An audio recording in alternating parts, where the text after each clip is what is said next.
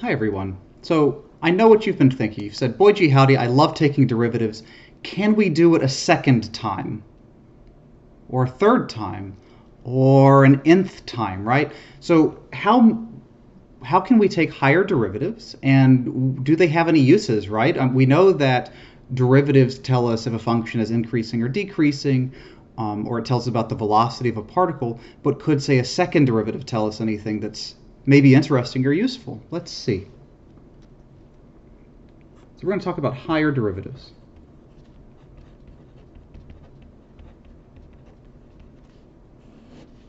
First, let's just recall, as we like to do, that if y is equal to f of x, then we can compute the derivative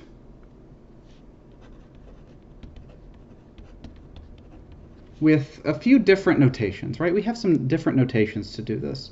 Then we know that the derivative can be given by maybe f prime of x, or df dx, or dy dx, or the derivative with respect to x of f of x, right? I mean, these are four different ways that we can say the same thing. And we'll have the same as well for the higher derivatives.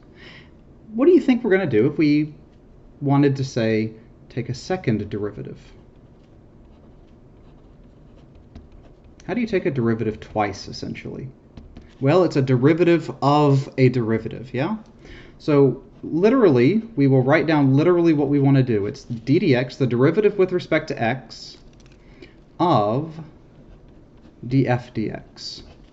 The derivative with respect to x of the derivative of f with respect to x, right? And that's all that you do. First you take one derivative with respect to x, and then you do it again. This is your second derivative. But nobody usually writes it like this. Typically you'll see it in this funny notation, d squared f, because there's two d's up top so they get squared, I don't know, divided by dx squared, because dx times dx is like a dx squared. So this is the notation for a second derivative of f with respect to x. You might also see simply f double prime of x.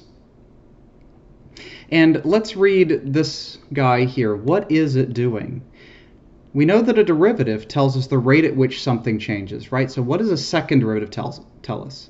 It tells us the rate at which the derivative is changing, right? It's the rate at which the derivative is changing.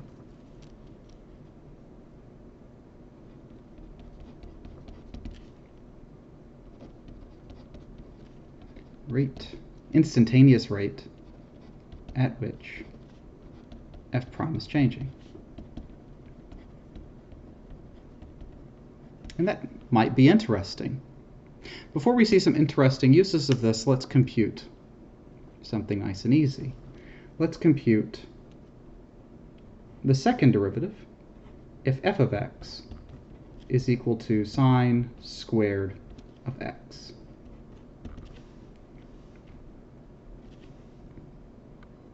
Let's compute f double prime of x, f of x. Pause the video, try to do this yourself. You already know the procedure. What are we going to do?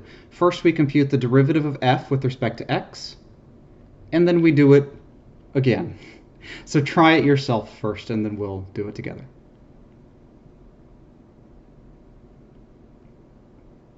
Okay, so step one, as I'm sure you know, we know that f prime is, I know that this is sine of x quantity squared, yeah? So this is 2 sine x times cosine of x. How do we take the derivative of this now? Well, if we write it in the form that I've written it here, hint, trig identities could make this easier for you, but suppose you don't want to use a trig identity, how would we compute f double prime of x, rather. Sorry about that. I need the product rule in this form. And it's the first 2 sine x times the derivative of the second times negative sine of x plus the second function, cosine x, times the derivative of the first function, which is 2 cosine of x. And if we want to simplify, let's simplify this because we're going to solve problems, so let's get used to simplifying. This becomes 2 cosine squared x minus 2 sine squared x. And I know what you're thinking, boy gee howdy, that sure does look like a nice trig identity, doesn't it? And indeed, this is 2 times cosine of 2x. And what's super nice, suppose at the beginning of this problem you were to have used your trig identity. Suppose you instead wrote 2 sine x cosine x as sine of 2x. What's the derivative of sine of 2x? Well, it's just cosine of 2x times 2, right? You get to the same place. One just might be a little bit easier if you happen to remember your trigonometric identities. Cool, so that's not so bad. That's a second derivative. That's kind of nice. Let's do another one.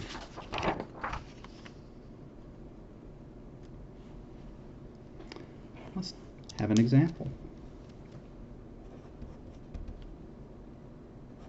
Let f of x be your favorite function. X times the square root of 5x squared plus 1. Everybody's favorite function. Find all values of x such that the second derivative of f at x is equal to 0. So the process hopefully doesn't look terrible. You have a nice friendly function, and we want to find the value such that the second derivative is equal to 0. So what's the process? We want to find the second derivative, set it equal to 0, and then solve for x. The algebra gets a little bit messy, but try to pause the video, solve this yourself.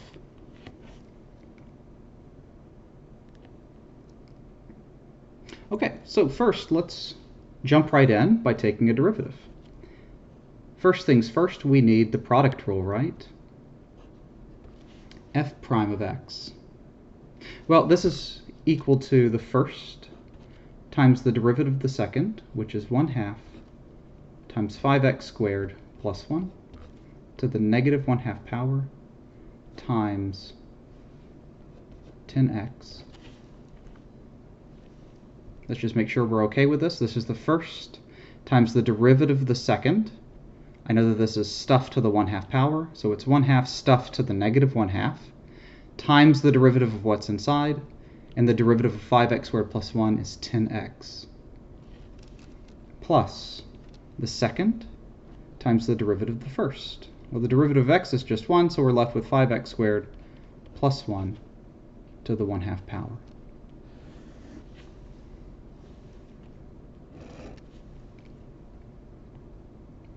And now we need to compute the second derivative.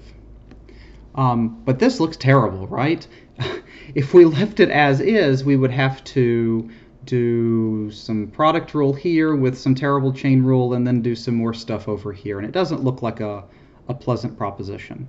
So let's maybe simplify the task for ourselves by factoring. So some easy algebra helps us, it turns out. So first let's simplify this. I know that this is x times 1/2 times 10x is 5x squared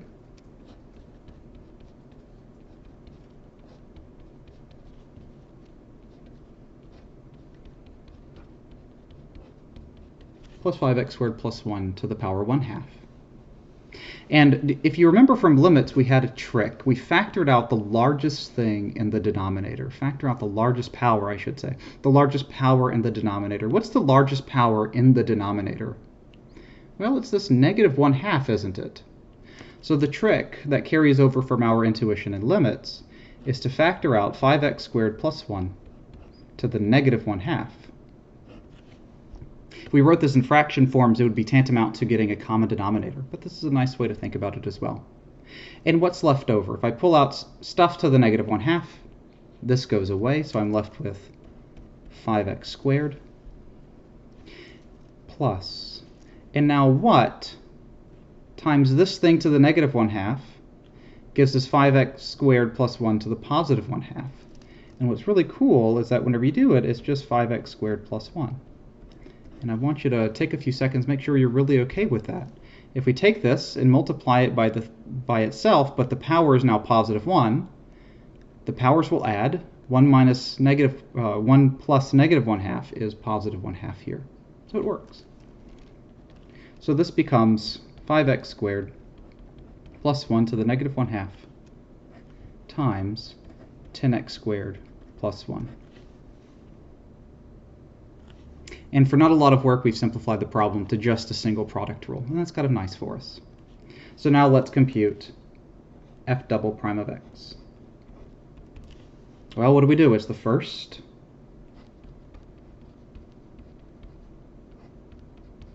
times the derivative of the second, which is 20x plus 1, plus the second times the derivative of the first. Sorry about this, I'm getting cramped. And what's the derivative of this term? It's negative 1/2 stuff to the negative 3/2 times the derivative of what's inside, which is 10x.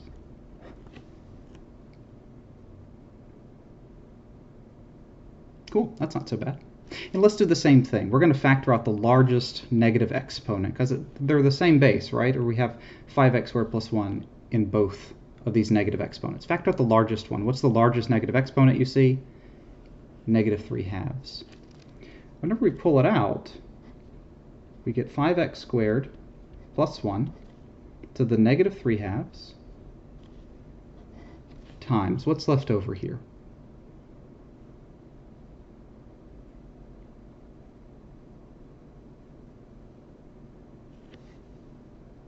Did I make a mistake? Oh, I did make a mistake. I'm so sorry about this, guys.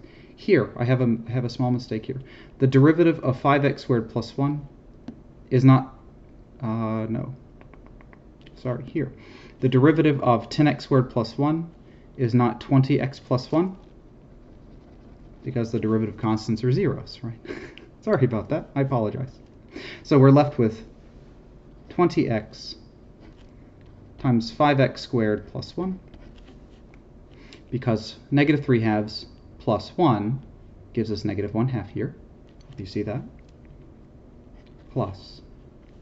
And let's combine all of this now. We have 10x squared plus 1 times negative 5x. And what does this simplify to? It simplifies, I think, to 5x squared plus 1 to the negative 3/2 times 20x times 5x squared is 100x cubed. And then we're going to subtract 50x cubed here to leave us 50x cubed. And then we have plus 20x minus 5x is plus 15x. Cool. And let's rewrite this, or let's set this now equal to 0. How do we set this equal to 0? I know that all of this fun term that I factored out is in the denominator, right? So this is a fraction. And remember from pre-calculus or algebra 2, how do we set fractions equal to 0? You just set the numerator equal to 0, right? And then make sure that you're not dividing by 0 there. And then we'll find the zeros. So really, all that we really need to solve is where 50x cubed plus 15x is equal to 0. And this happens where x times 50x squared plus 15x, or plus 15 is equal to 0, sorry, which only happens whenever x is equal to 0. And I know that's not a satisfying answer because all this work and you only get x equals 0. But the process isn't too bad. What's really important here is this fun factoring trick. It really helps to factor. And remember, the trick that we learned in limits carries over here. Factor out the largest negative exponent that you see. And it really is a helpful trick. Let's do some more.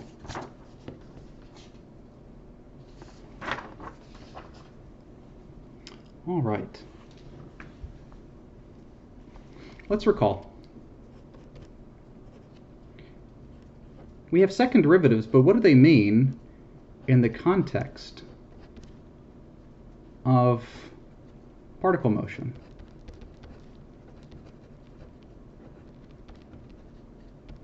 In the context of particle motion, what can the second derivative tell us?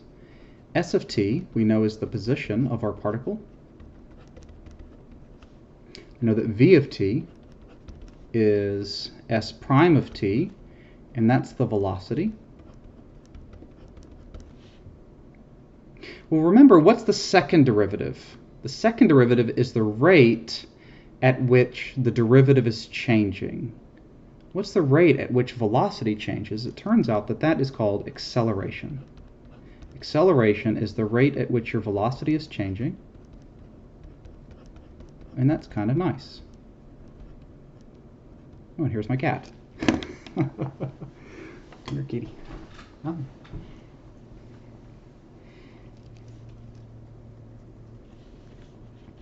All right.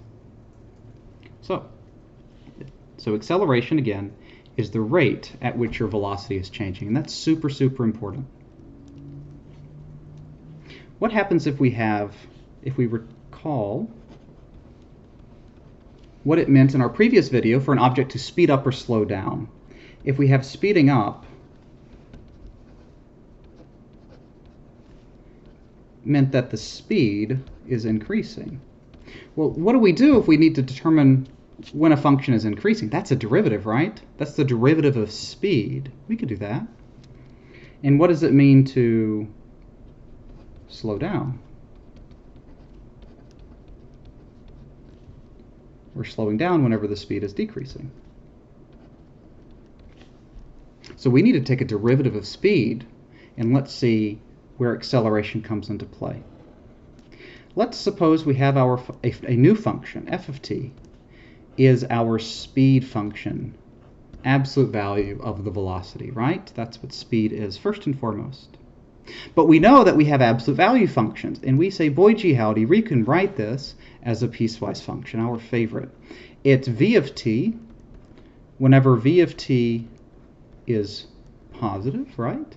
That's what the absolute value is.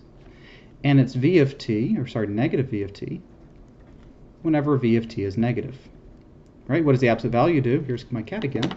Come here, kitty. Sorry about this. What does the absolute value do?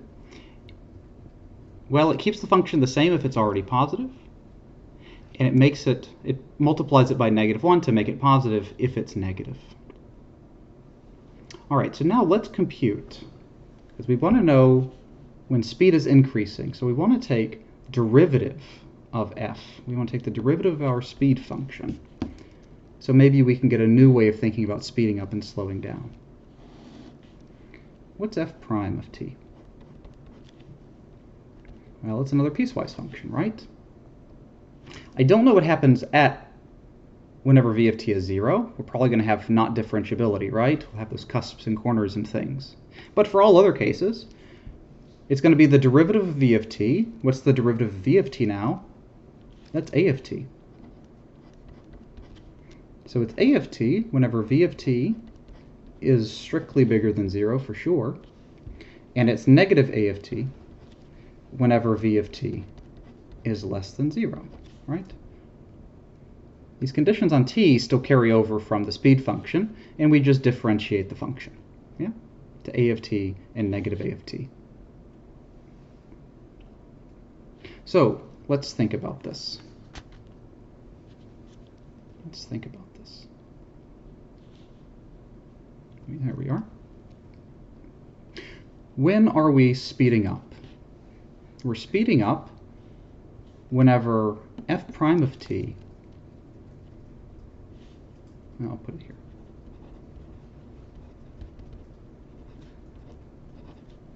Whenever f prime of t is positive, right? We're speeding up whenever f prime of t is positive. When does that happen?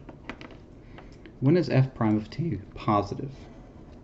Well, either whenever a of t is positive or negative a of t is positive, right? Well, when is a of t positive? Well, if a of t is positive, right, we also know that v of t must also be positive, right? So if v of t is positive and a of t is positive, then we know that the f prime will be positive, so we'll be speeding up, right? Because this is the derivative of your speed function. But what if v of t is negative? What if v of t is negative? Well, if v of t is negative, then we need negative a of t to be positive, which means that we need a of t to be negative. What do you notice here? If either the velocity is positive and the acceleration is positive, or the velocity is negative and the acceleration is negative, then we have the function speeding up. They have to have the same sign, the same SIGN sign. And that's super cool. What do you think is going to happen if we want to find the times at which we slow down? Yeah, the acceleration and the velocity will have different SIGN signs. Let's make sure that we're okay with this. For slowing down,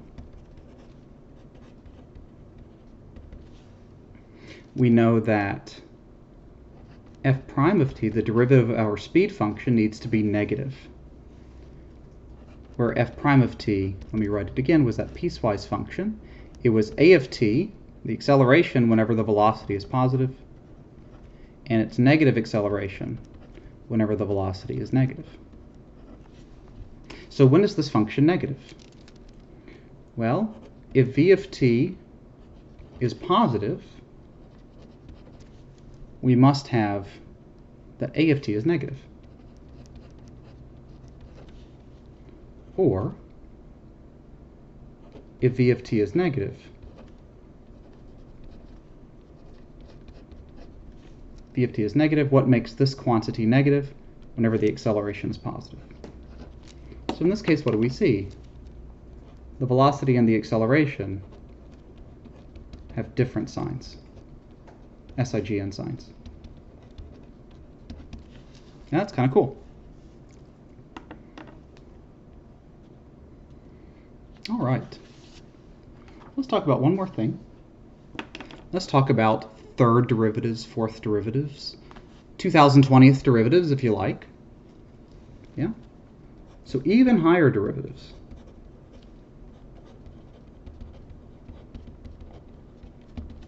If we have a third derivative, we'll denote it with triple primes like this, if we're using our prime notation. Third derivatives will have triple primes, but anything beyond third derivative, fourth derivative, fifth derivative, we start to use parentheses.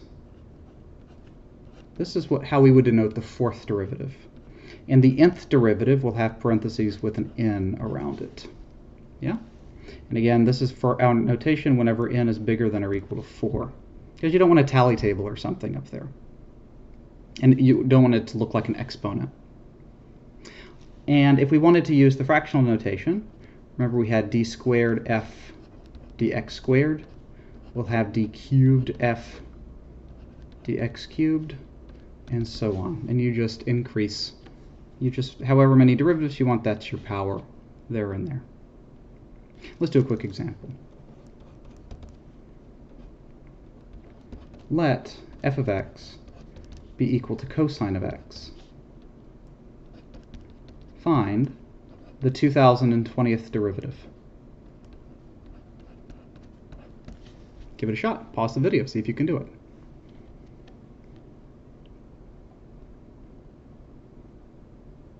All right, so this one is not so terrible, actually. We're just going to take a few derivatives. We know that f of x is cosine x. What's f prime of x? It's negative sine of x. F double prime of x is negative cosine of x. F triple prime of x is equal to sine of x. The fourth derivative of f,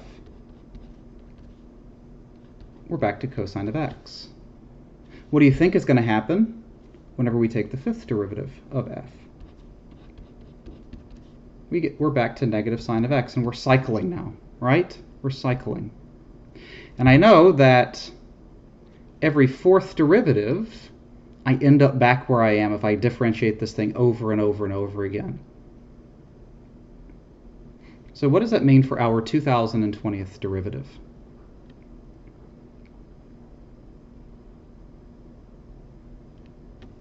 Well, how many times does 4 go into 2020? I know that 2020 is equal to 504. 505 times 4, right? And so how many fourth derivatives will we take? We'll take 505 fourth derivatives, which means that the 2020th derivative is back to cosine of x. And that's kind of interesting. So I hope that this helps. If you have any questions, feel free to reach out via email, or we can set up a time to video chat in Zoom. I hope that everybody's staying safe and well, and if you have any questions, don't hesitate to ask. Thanks so much, and I'll see you in the next video.